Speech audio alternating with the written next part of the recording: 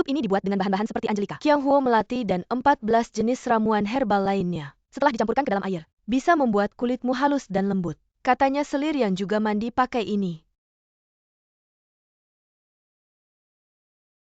Warna stretch mark selir benar-benar memudar. Menurut bidan itu, biasanya setelah melahirkan, garis-garis itu butuh setahun untuk hilang. Tapi selir cepat sekali pulih, benar-benar luar biasa. Kamu tahu nggak akhir-akhir ini kamu banyak sekali memuji. Bao Chan cuma mengatakan apa adanya. Selir apa maksudnya di sini tidak ada perak 300 tail? Apa yang dikatakan itu benar atau justru banyak bicara malah salah? Coba pikirkan baik-baik, hamba terlalu banyak bicara. Hamba pantas mati. Oh.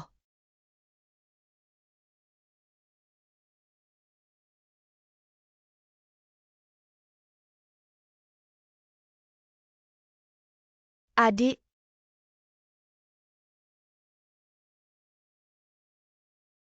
Selamat datang Permaisuri, silakan duduk. Lihatlah, baru beberapa hari. Putri kecil sudah terasa lebih berat. Semua berkat berkah Permaisuri. Lihatlah, dia memiliki wajah yang bulat dan bahu yang lebar. Wajahnya seperti bulan purnama, tanda kemakmuran. Lembut dan sangat menggemaskan. Seperti ibunya, seperti anaknya. Aku yakin dia akan tumbuh menjadi seorang wanita cantik yang disukai semua orang. Seperti bulan yang hanya memiliki sedikit keindahan. Tidak bisa dibandingkan dengan Permaisuri. Adik, kamu terlalu merendah. Waktu memang tak bisa dihindari. Itu adalah hal yang tak bisa kita hindari. Adik, Kaisar selalu menyukai pinggangmu yang ramping. Tapi setelah melahirkan, pasti ada sedikit pengaruhnya. Kamu harus lebih memperhatikan. Nah, ini adalah krim tubuh yang khusus dibuat untukmu oleh Rumah Sakit Kekaisaran. Joleskan ke tubuh membuatnya halus dan wangi. Lembut seperti kapas, sangat cocok untukmu. Segera pakai. Terima kasih Permaisuri. Dikatakan bahwa tahun ini ada banyak gadis baru yang masuk istana. Semuanya muda dan cantik seperti bulan. Kita harus menjaga kecantikan agar Kaisar tidak bosan. Benar-benar harus lebih rajin merawat diri. Katanya di kamp pelatihan gadis baru tahun ini banyak sekali masalah. Ada yang sakit, ada yang mengganti obat untuk mencelakai. Benar-benar banyak hal baik. Nanti adik yang harus repot. Biarkan saya yang mengawasi. Tidak apa-apa, itu seharusnya. Dengar-dengar di antara gadis-gadis yang sakit ada yang bernama Yuing. Aku tidak tahu apakah dia sudah sembuh. Mengapa Permaisuri bertanya khusus tentang dia? Oh, hanya karena Kaisar pernah menanyakan tentang dia.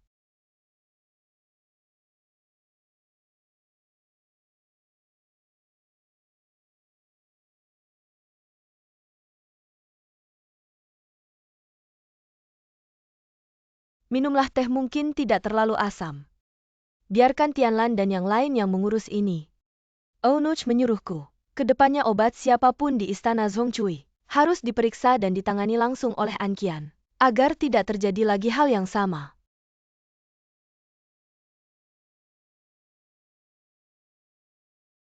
Maaf ya. Mengapa Nyonya berkata begitu?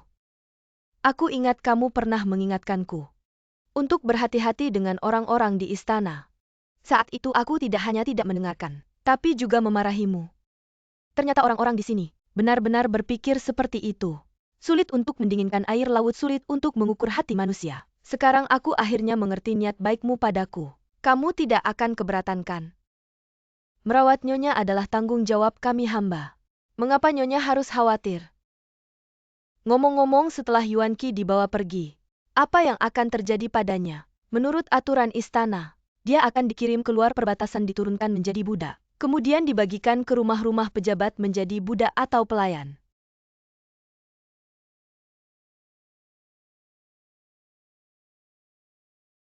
Lalu apa maksud Nyonya? Kita pernah berada di bawah satu atap menghadapi kesulitan bersama. Juga bisa dibilang ada ikatan. Aku ingin kamu meminta pengawal untuk mengurusnya, agar Yuan Qi tidak terlalu menderita di perjalanan. Kalau itu keinginan Nyonya, hamba akan berusaha sebaik mungkin. Kamu tersenyum, aku senang. Tapi, ada satu hal lagi yang ingin aku minta tolong. Apa yang Nyonya perintahkan? Sebenarnya penyakitku bisa sembuh. Ada andil besar dari Tuan San. Aku benar-benar ingin berterima kasih padanya, membeli hadiah untuknya.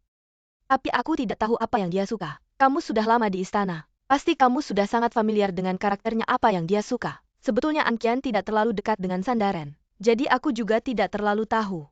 Tapi sepengetahuanku, Sandaren sangat dicintai oleh para nyonya dari 6 istana timur dan barat. Kurasa dia pasti menerima banyak hadiah berharga. Kalau begitu, aku sarankan kamu tidak perlu mengeluarkan uang.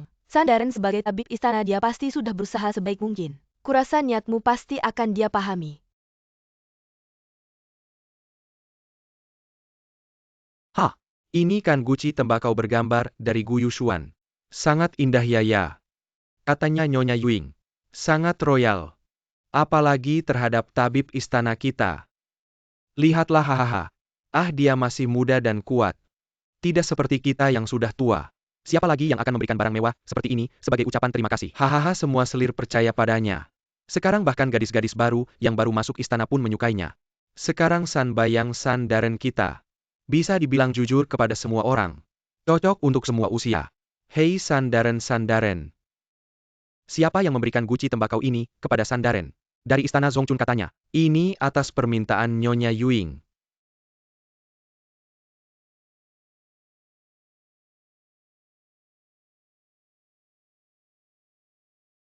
Berhentikan tandu.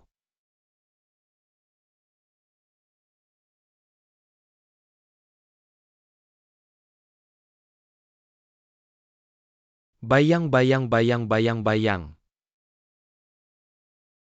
Aku ada yang mau bicara naiklah. Bayang keluarga kami tahan kekeringan keluarga kami.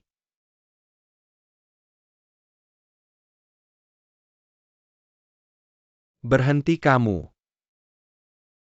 Kamu tahu aku datang langsung naik di sisi lain. Apakah setiap kali kita berbicara, kita harus bertengkar dan saling memaki sampai merah muka? Aku tidak ingin seperti itu makanya aku menghindar.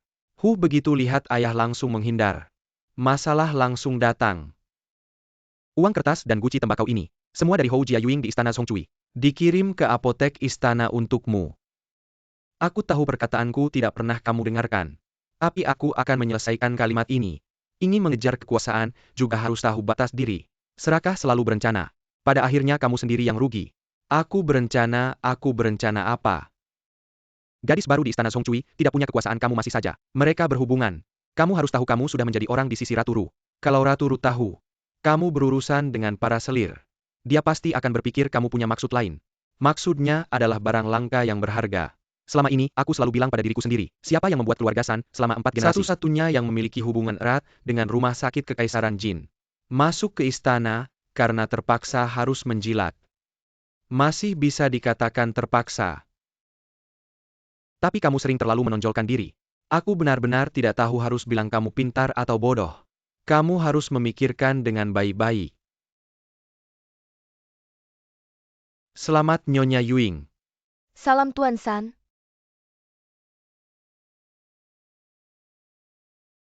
Aku kira Tuan sangat khawatir dengan penyakit Yuing. Saya nggak buru-buru masuk istana untuk memeriksa. Ternyata Tuan datang untuk ini. Aku rasa Nyonya salah paham. Di istana mempelajari dan mengobati tidak perlu bayar. Tidak perlu bayar. Atau hadiah Yuing ini tidak menarik bagi Tuan. Baiklah anggap saja Nyonya benar. Nafsu makin pejabat rendah ini memang besar kalau begitu. Nyonya tidak perlu repot-repot untuk dokter yang serakah ini. Aku mohon diri. Kamu bilang begitu hanya ingin menakut-nakutiku. Menakut-nakuti. Obat Yuing yang terakhir kali diganti. Entah Yuing tahu atau tidak. Karena bantuan Tuan, masalah ini bisa diselesaikan. Yuing sangat ingin berterima kasih pada Tuan, tapi malah ditolak dengan halus oleh Tuan. Apakah Tuan ingin memberitahu? Yuing ingin memberitahu orang lain tentang rahasia ini. Kalau tidak ingin orang tahu jangan lakukan. Nyonya sudah merencanakan segalanya dari awal. Kenapa sekarang baru menyesal? Kalau begitu menurut Tuan, ingin menjual budi ini pada orang lain, tidak mau menjualnya padaku. Tuan adalah dokter utama Yuing. Aku yakin Tuan tidak akan mengabaikan keselamatan penyakitku. Hanya saja penyakitmu mungkin tidak bisa aku obati. Kamu ngapain? Kalau kamu tidak mau membantuku, aku akan berteriak dan bilang pada orang lain kamu membuka baju di depanku, ingin berbuat tidak sopan padaku. Saya juga sudah melihat ada tahi lalat di dadamu. Meski orang lain meragukan, kamu tak akan bisa membantah. Kamu tidak tahu kalau tahi lalat bisa dihilangkan. Entah kamu percaya atau tidak. Intinya rahasia yang kamu anggap istimewa itu. Saya tidak tertarik untuk memberitahu orang lain. Orang lain juga tidak tertarik untuk mengetahuinya. Kamu benar-benar tidak memberitahu orang lain. Orang yang pandai menebak pikiran dan selalu berhitung. Di istana banyak sekali. Di mata Ratu Ru juga begitu. Di mata Kaisar juga begitu. Nyonya kecil, kamu bukan satu-satunya. Dan kamu juga tidak istimewa. Apakah Yuing akan menonjol? Yuing akan merencanakannya sendiri. Asalkan Tuan mau membantu saya. Yuing suatu hari nanti akan ingat hadiah ini. Tidak perlu bantuan Tuan. Di istana banyak sekali wanita cantik. Saya khawatir tidak akan mendapat kesempatan untuk menerima hadiah itu. Tunggu.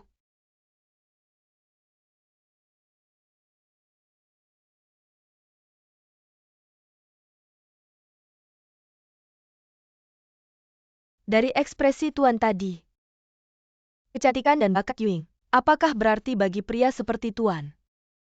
Jawabannya sudah jelas. Karena Tuan pun tidak bisa menolak. Maka Kaisar juga begitu. Tuan pasti tidak akan kecewa suatu hari nanti.